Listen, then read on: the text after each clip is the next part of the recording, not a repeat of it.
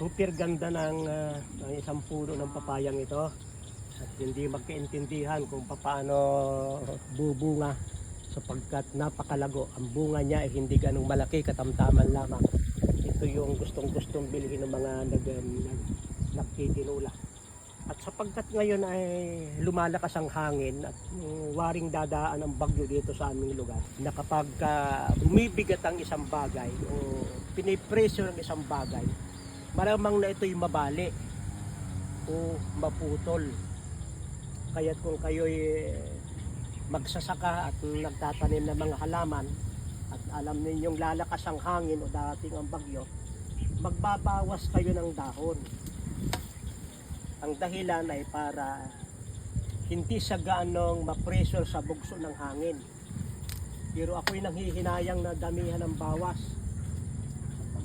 Ang ganda ng bunga.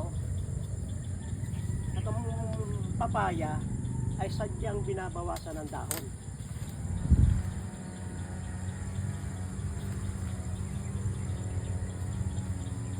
Pag ang hangin ay lalakas na, ako'y babalik, talagang babawasan uli ng dahon. Sayang naman.